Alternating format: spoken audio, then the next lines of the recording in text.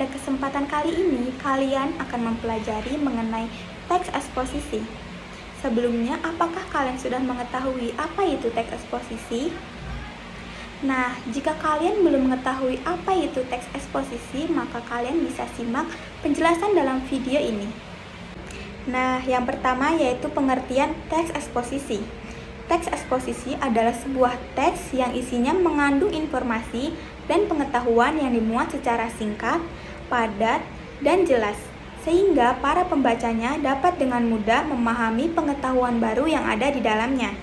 Biasanya, paragraf yang terdapat di dalam teks eksposisi bersifat ilmiah atau non-fiksi. Tujuan dari teks ini memang untuk menjelaskan informasi tertentu agar menambah ilmu dan pengetahuan para pembacanya. Biasanya, teks eksposisi akan membahas mengenai isu pendidikan, ekonomi, kesehatan, dan masih banyak lainnya. Selanjutnya yaitu struktur teks eksposisi. Nah, sebelum kalian membuat sebuah teks eksposisi, kalian harus lebih dulu mengetahui struktur yang ada di dalam teks eksposisi. Struktur yang pertama yaitu judul. Dalam membuat judul tersebut harus dapat menggambarkan sesuatu yang nantinya akan dibahas di dalam teks tersebut. Penulisan judul sebaiknya ditulis dengan singkat, menarik, dan syarat akan makna. Yang kedua yaitu pernyataan pendapat atau tesis. Pada bagian tesis atau disebut sebagai pembuka biasanya berisikan topik dan pendapat penulis. Kemudian yang ketiga yaitu argumentasi. Setelah topik di pembukaan, selanjutnya adalah mendukung pernyataan atau opini dengan argumen yang berdasarkan fakta dan data yang kuat. Umumnya, bagian argumen ini lebih dari satu paragraf. Karena selain fakta dan data, beberapa jenis teks eksposisi memberikan contoh beserta alasannya. Yang keempat atau yang terakhir yaitu penegasan ulang pendapat. Pada bagian ini ada di bagian akhir paragraf, yang biasa juga disebut dengan penutup atau kesimpulan. Kalimat ini biasanya akan merujuk pada apa yang akan diangkat di bagian tesis. Nah, selanjutnya yaitu ada pengertian fakta dan juga opini. Jadi, kalau fakta itu peristiwa yang benar-benar terjadi. Kemudian, biasanya ini diketahui dengan menjawab suatu pertanyaan. 5W+1H kita bisa mengetahuinya. 5W+1H itu apa saja sih, teman-teman? Benar sekali, good job. 5W1H itu seperti apa, siapa, di mana, bagaimana, mengapa, ya kan? Nah, selanjutnya bahwa opini. Lah, opini ini apa sih? Opini yaitu pendapat seseorang, bisa berupa kesimpulan apa yang jadi kesimpulannya orang lain. Kemudian saran, kritikan, kemudian ada masukan. Nah, karena opini itu kan sifatnya objektif ya teman-teman, jadi opini itu sifatnya objektif, tidak subjektif. Pada slide selanjutnya, kita akan membahas terkait dengan unsur-unsur kebahasaan. Sebelumnya kita sudah membahas fakta dan opini, semoga teman-teman dapat memahami materi tersebut ya. Nah, dalam unsur-unsur kebahasaan ini menggunakan kata-kata teknis atau peristilahan.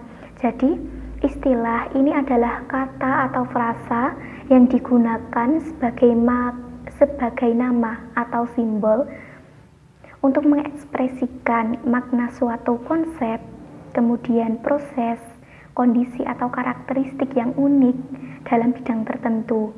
Nah, dalam teks eksposisi ini kita bisa mencantumkan, misal kita menuliskan sesuatu tentang teknologi, kemudian tentang seni, musik, dan juga lain sebagainya.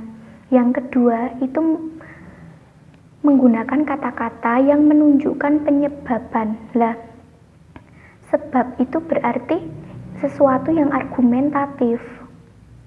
Hubungan kausalitas. Lah, kalau menyatakan argumentatif ini berarti bisa bersifat opini, karena dalam opini ini kita bisa mengutarakan pendapat kita, kemudian kesimpulan. Yang ketiga yaitu menggunakan kata-kata yang menyatakan hubungan temporal. Hubungan temporal itu seperti apa sih, Bu?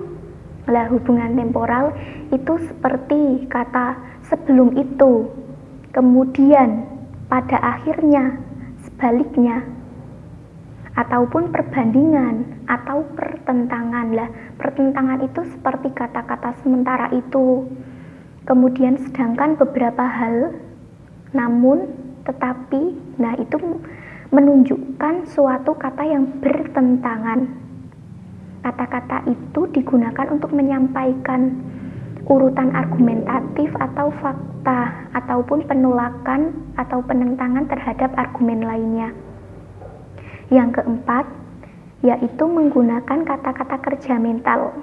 Nah, kata kerja mental ini menunjukkan suatu kegiatan yang abstrak sebagai bentuk aktivitas pikiran. Yang kelima, yaitu menunjukkan kata-kata perujukan. Kata-kata rujukan itu seperti menurut, berdasarkan, merujuk. Kemudian yang terakhir yaitu kata-kata persuasif. Kata-kata persuasif itu berarti kata-kata yang mengajak. Jadi penulis ini akan mengajak pembaca untuk apa sih? Nah, kata-kata itu persuasif. Kita bisa menggunakan nih kata hendaklah, sebaiknya, diharapkan, perlu, seharusnya. Nah, itu disebut kata-kata persuasif. Nah, jadi teman-teman, pada pertemuan kali ini kita cukupkan ya. Semoga teman-teman dapat mempelajari materi yang telah Ibu sampaikan. Mari kita tutup kelas pada kali ini. Wassalamualaikum warahmatullahi wabarakatuh.